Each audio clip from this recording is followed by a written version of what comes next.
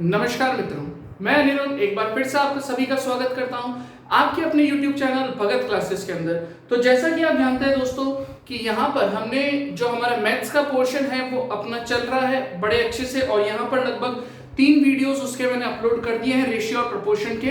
बिल्कुल basic level से एक अच्छे लेवल तक हम उसको लेकर जा रहे हैं, तो बिल्कुल आप निश्चिंत रहिए, वहां पर मैं आपको सारे जो कॉन्सेप्ट है वो अच्छे से एक्सप्लेन कर दूंगा। अब जैसा कि मैंने आप लोगों से वादा किया था कि इस चैनल के ऊपर मैं आपको सभी सब्जेक्ट्स के जो वीडियोस है वो अपलोड कर दूंगा, और आपको यहाँ पर सारे के सारे जो सब्जेक्ट्स है उनके वीडियोस यहाँ पर अवेलेबल हो जाएंगे। तो दोस्तों उसी को ध्यान रखते हुए आज का जो हमारा वीडियो रहेगा वो रहेगा साइंस का। किसका रहेगा दोस्तों? साइंस का रहेगा, विज्ञान का रहेगा।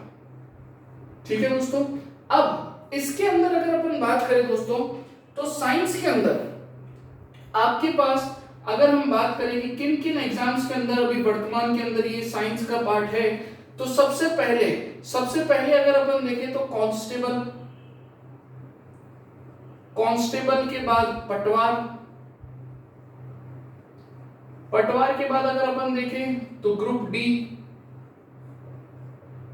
और उसके बाद अगर देखो तो एनटीपीसी, उसके बाद देखो तो एसएससी। यानी कि बहुत सारी ऐसी परीक्षाएं हैं जिनके अंदर विज्ञान जो है एक महत्वपूर्ण भूमिका निभाती है। तो अगर अपन विज्ञान की बात करें, यहां पर हम बात करेंगे केवल जनरल साइंस की, सामान्य विज्ञान की। ठीक है ना, जनरल साइंस की हम यहां पर बात करेंगे। ठीक है दोस्तों। तो अब अगर हम साइंस की बात करें तो विज्ञान जो है दोस्तों 3 भागों में विभाजित है। वैसे तो 4 में होनी चाहिए, लेकिन हम इसको 3 में ही करेंगे। Physics, chemistry and biology. भौतिक विज्ञान, रसायन विज्ञान और जीव विज्ञान। इसके साथ साथ हम जो है यहां पर बायोटेक्नोलॉजी,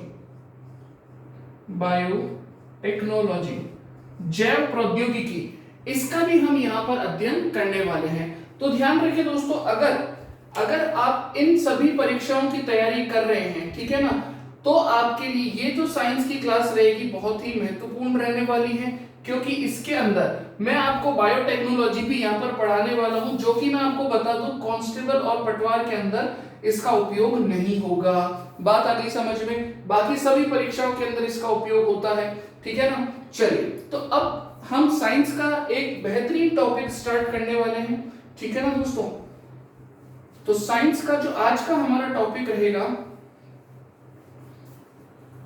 वो रहेगा दोस्तों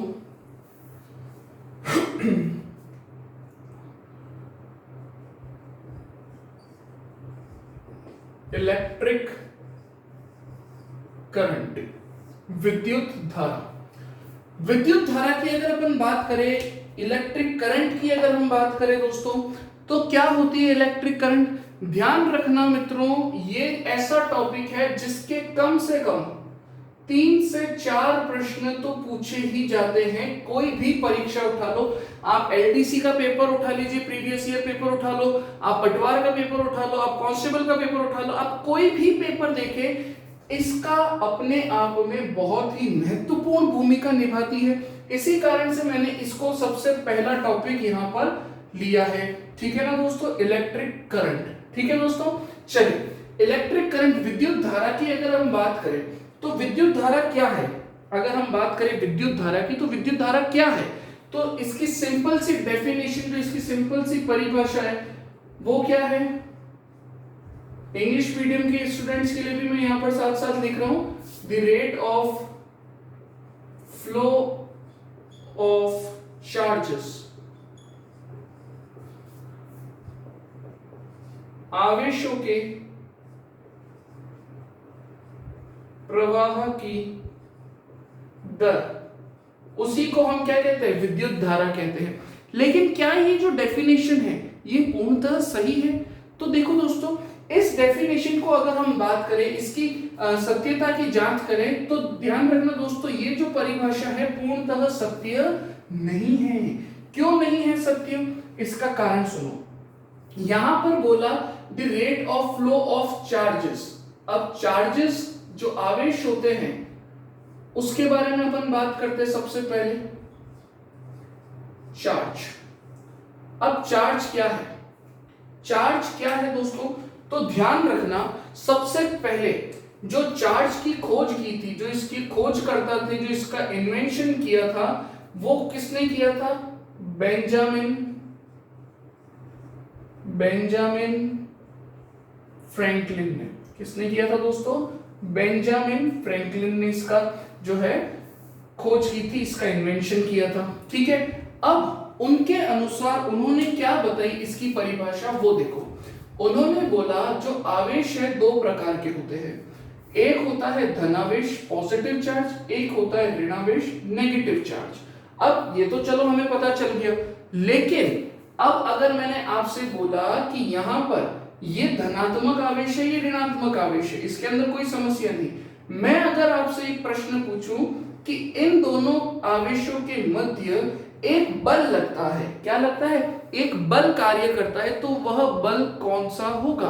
तो आपका सीधा सीधा उत्तर होगा कि विपरीत आवेश अगर होंगे तो उनके मध्य सदैव कैसा बल लगेगा? उनके मध्य सदैव आकर्षण बल लगेगा। कैसा बल लगेगा दोस्तों? आकर्षण बल लगेगा, अट्रैक्शन फोर्स लगेगा। बात आ गई समझ में?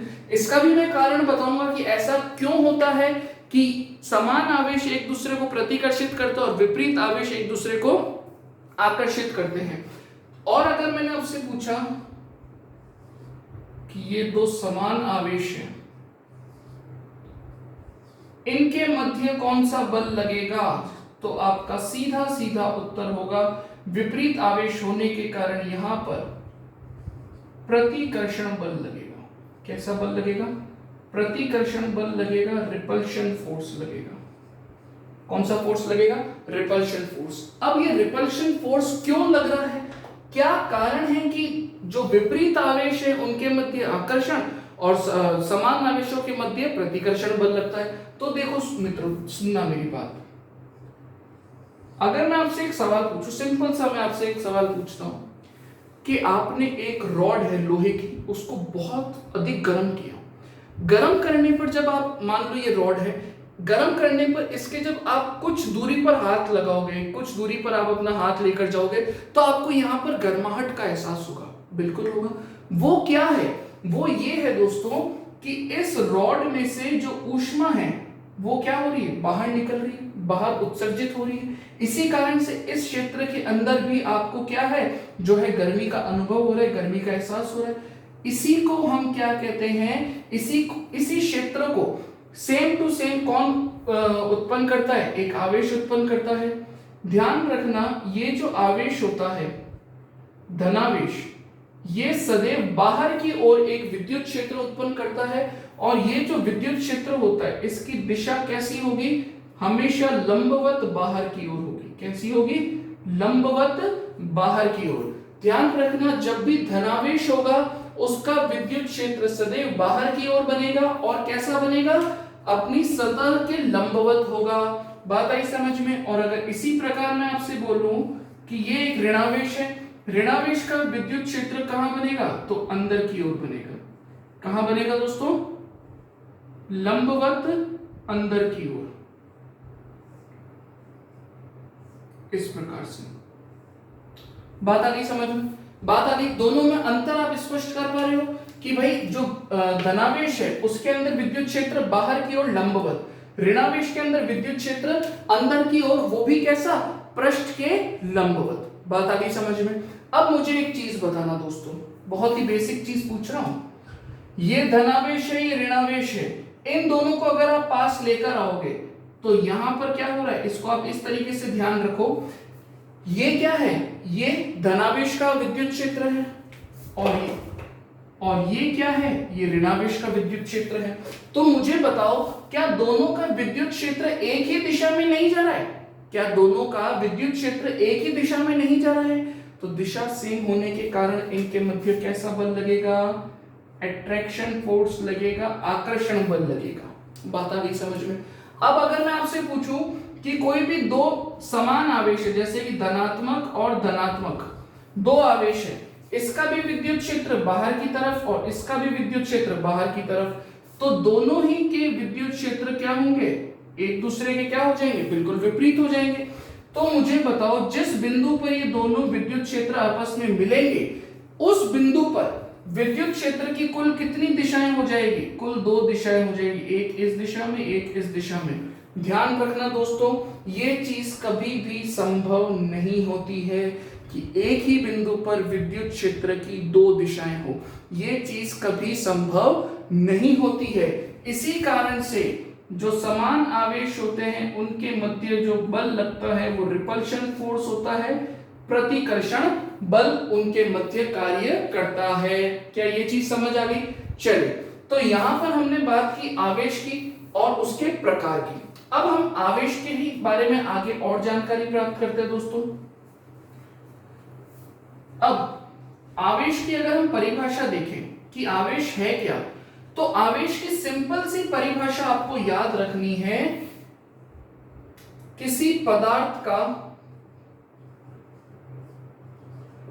मूलभूत गुण जो पदार्थ में चुंबकीय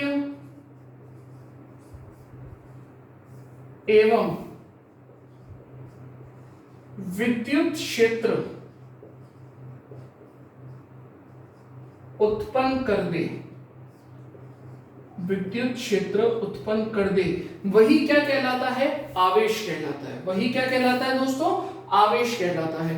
अब ये आवेश जो है इसको प्रदर्शित किसके द्वारा करते हैं दोस्तों, तो इसको प्रदर्शित किया जाता है Q के द्वारा। किसके द्वारा प्रदर्शित करते हैं, Q के द्वारा इसको प्रदर्शित करते हैं। और इसकर बात करें इसके मात्रक की, इसके मात्रक की अगर अपन बात करें दोस्तों, तो इसका मात्रक होता है कूलाम।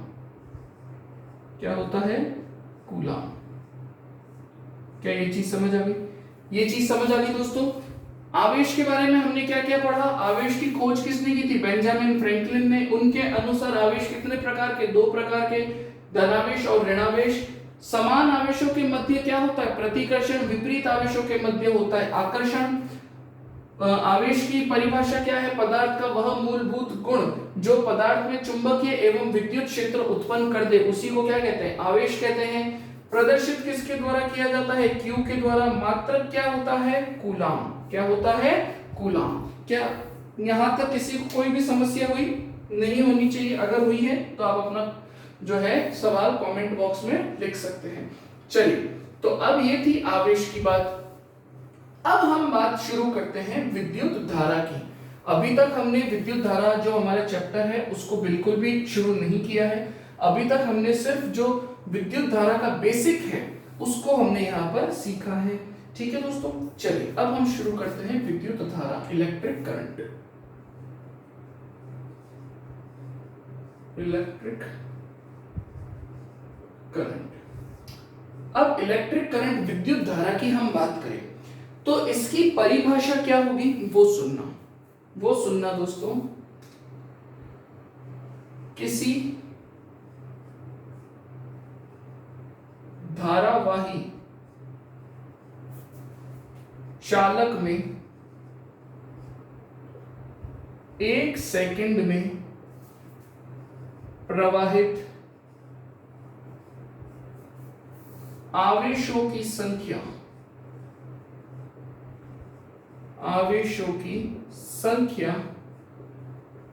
क्या कहलाती है दोस्तों, विद्युत धारा कहलाती है, इलेक्ट्रिक करंट कहलाता है। वापस सुनिएगा, किसी धारावाही चालक में 1 सेकंड में प्रवाहित आवेशों की संख्या को क्या कहते हैं, विद्युत धारा कहते हैं।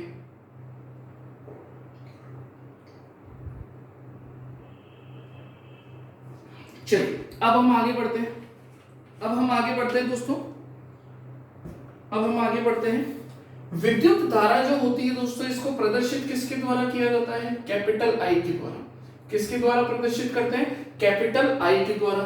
अब अगर हम इसका सूत्र देखें हम, तो वो क्या होगा वो सुनना। हमने बोला 1 सेकंड में, तो सेकंड किसका मात्रक है दोस्तों, सेकंड जो है समय का मात्रक है। 1 सेकंड में प्रवाहित आवेशों की संख्या, तो प्रवाहित कौन हो रहा है, आवेश हो रहा है, एक सेकंड में कितना आवेश जा रहा है वही क्या होती है, विद्युत धारा होती है। और यही इसका क्या हो जाएगा दोस्तों, सही सूत्र हो जाएगा, I बराबर Q बटा T। अब अगर हम बात करें इसके मात्रक की, अब हम बात करते हैं इसके मात्रक की, इसकी यूनिट की, तो इसका मात्रक होता है दोस्तों एम्पियर। क्या होता है, एम्पियर। अब अगर मैं आपसे पूछूं इसका दूसरा मात्रक बताओ, तो दूसरा मात्रक और क्या हो सकता है, दूसरा मात्रक क्या हो सकता है, आवेश का मात्रक कूलाम, समय का मात्रक सेकेंड, तो कूलाम प्रति सेकेंड, ये भी इसका क्या हो सकता है दोस्तों, ये भी इसका जो है मात्रक हो सकता है। बात आ गई समझ में। चलिए अब आगे बढ़ते हैं, अब आगे बढ़ते हैं दोस्तों। अब मैं आपसे एक सवाल पूछता हूं, बिल्कुल बेसिक सा सवाल है, आप मुझे उसका उत्तर दीजिएगा कि भाई ये क्या हो सकता है। विद्युत धारा जो है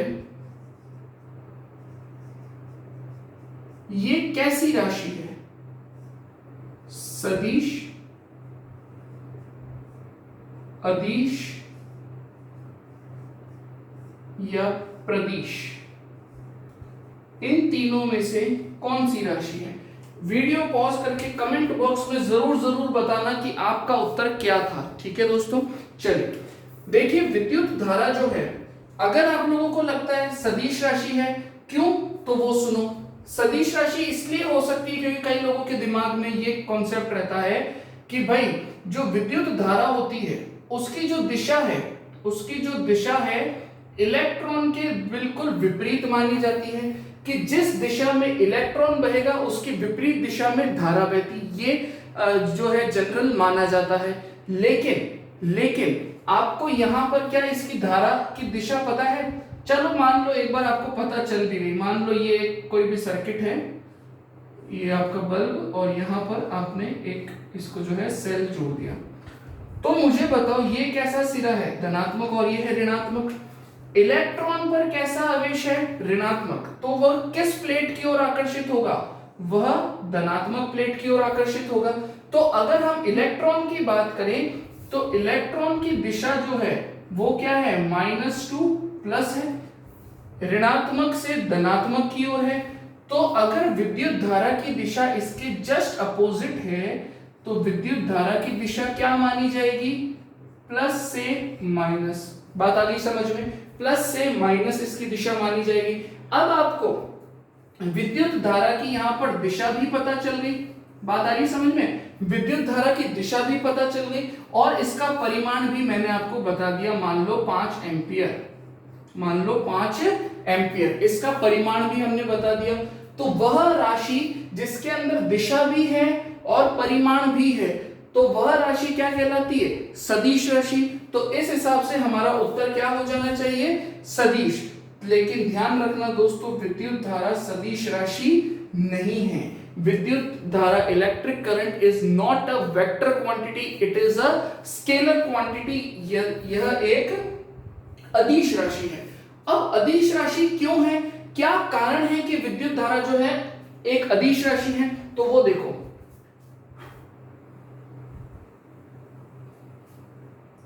वो देखिए दोस्तों कि विद्युत धारा एक अदिश राशि क्यों है। मुझे एक चीज बताओ, अगर कोई व्यक्ति है उसको इंसानों के बीच में रहना है, तो इंसानों के द्वारा बनाए गए जो नियम है, प्रकृति के जो नियम है, उनका उसे पालन करना पड़ेगा। अगर वो उनका पालन नहीं करता है तो क्या वो इंसानों की श्रेणी में होगा, क्या वो इंसानों की श्रेणी में आ ही नहीं सकता। सेम टू सेम आपसे अगर मैं कहूं कि भाई जो वेक्टर होते हैं, जो सदिश होते हैं, उनके भी अपने क्या होते हैं, कुछ लॉ होते हैं, कुछ नियम होते हैं। अगर कोई भी राशि जो है इन सदिशों के नियम का पालन नहीं करेगी तो क्या वो सदिश हो सकती है, क्या वो वेक्टर क्वांटिटी हो सकती है, क्या कभी भी नहीं हो सकती। वो जब इनका पालन ही नहीं कर रही तो वो वेक्टर क्वांटिटी कैसे हो सकती है ना दोस्तों। तो ध्यान रखें, यहां पर सदिशों का एक नियम था क्या है, मतलब सदिशों का त्रिभुज नियम। सदिशों का त्रिभुज नियम क्या कहता है कि यदि किसी त्रिभुज की दो आसन भुजाएं, किसी त्रिभुज की दो आसन भुजाएं किन्हीं दो सदिशों को व्यक्त करें, मान लो सदिश यहां पर हमने ले लिया P सदिश और Q सदिश।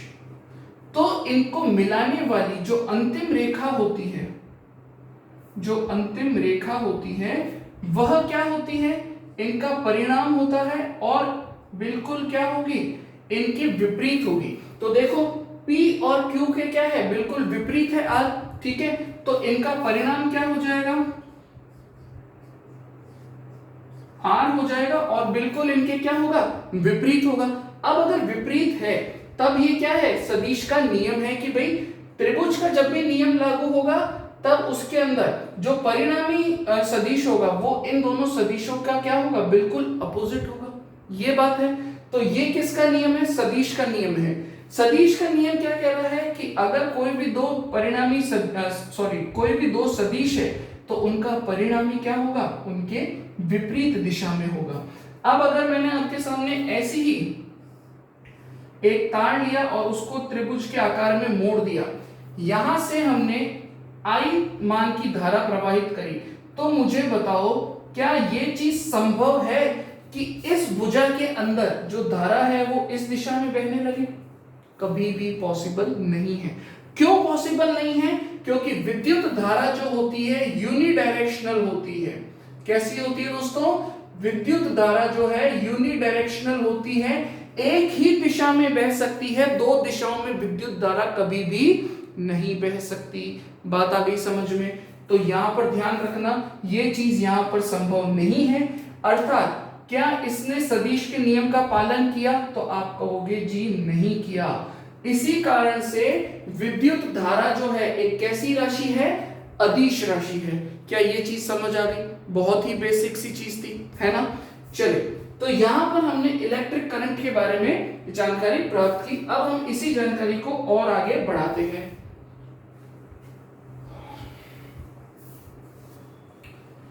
अब अगर मैं आपसे पूछूं कि विद्युत धारा जो होती है दोस्तों, उसको कितने भागों में विभाजित किया जा सकता है?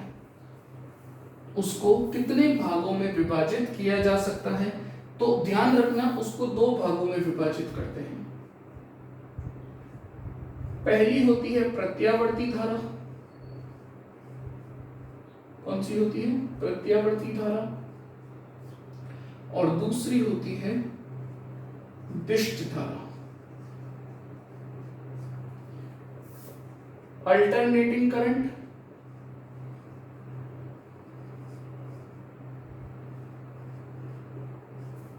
And direct current. बात आ गई समझ में? दो प्रकार की धाराएं होती है, प्रत्यावर्ती धारा और दिष्ट धारा। सबसे पहले हम बात करते हैं प्रत्यावर्ती धारा की, अल्टरनेटिंग करंट की। अब अल्टरनेटिंग करंट की हम बात करें दोस्तों, अल्टरनेटिंग करंट क्या है, प्रत्यावर्ती धारा क्या है? ध्यान रखना, वह धारा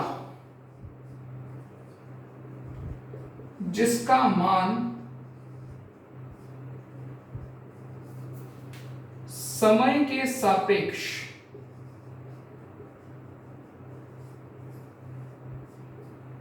बदलता है, उसी को हम क्या कहते हैं? अल्टरनेटिंग करंट कहते हैं, प्रत्यावर्ती धारा कहते हैं। अब समय के सापेक्ष इसका मान किस प्रकार बदलता है वो सुनना दोस्तों। अगर हम इसका एक ग्राफ बनाए, ग्राफ या निरूपण करें, तो यहां पर हमने लिया समय और यहां पर हमने ली विद्युत धारा, ठीक है। तो जैसे जैसे समय बढ़ता है वैसे वैसे इसके मान में भी क्या होती है, पहले वृद्धि हुई और एक ऊंचाई पर पहुंचने के बाद इसको कहते हैं संतृप्ति, जिसको इंग्लिश में कहते हैं सैचुरेशन लिमिट। क्या कहते हैं दोस्तों? Saturation limit. यहां पर पहुंचने के बाद वापस इसका मान क्या होता है? घटना प्रारंभ होता है। तो यहां पर आप देख पा रहे हो कि समय के सापेक्ष धारा का मान क्या हो रहा है? कंटिन्यूअसली बदल रहा है, परिवर्तित हो रहा है। तो इसी को हम क्या कहते हैं? अल्टरनेटिंग करंट कहते हैं, प्रत्यावर्ती धारा कहते हैं। प्रत्यावर्ती धारा की जो वोल्टता होती है दोस्तों, जो इसकी वोल्टता होती है वह कितनी होती है? 220 वोल्ट। और अगर इसकी आवृत्ति की बात करें, इसकी फ्रीक्वेंसी की बात करें, वो कितना होता है दोस्तों? 50 हर्ट्ज। कितना होता है? 50 हर्ट्ज। ध्यान रखना अल्टरनेटिंग करंट ही हमारे घरों में उपयोग में आती है, घरों में उपयोग ली जाती है। बात आ गई समझ में? बात आ गई समझ में? अल्टरनेटिंग करंट को ही हमारे घरों के अंदर उपयोग में लाया जाता है। बात आ गई समझ में? इसको एसी के नाम से भी जाना जाता है ना, एसी और डीसी। ठीक है, चलिए, तो ये चीज आपको ध्यान रखनी है प्रत्यावर्ती धारा के बारे में। अब हम आगे बढ़ते हैं दोस्तों, अब हम आगे बढ़ते हैं दिष्ट धारा की तरफ। ठीक है ना, ध्यान रखना ये प्रश्न पूछे नहीं जाएंगे, सिर्फ आपका जो टॉपिक है उसको कंप्लीट कराने के लिए बता रहा हूं मैं ये। ठीक है, ये प्रश्न कभी नहीं आएंगे कि भाई दिष्ट धारा क्या है, प्रत्यावर्ती धारा क्या है। ठीक है, और अगर आ भी गए तो हमको कोई समस्या नहीं है, हमने इसको पढ़ लिया है। ठीक है, चलिए अब आगे बढ़ते हैं बेहतरीन ढंग से। अगला है दिष्ट धारा।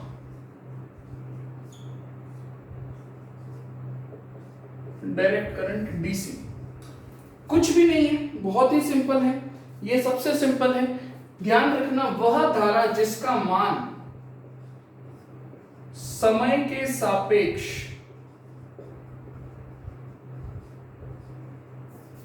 परिवर्तित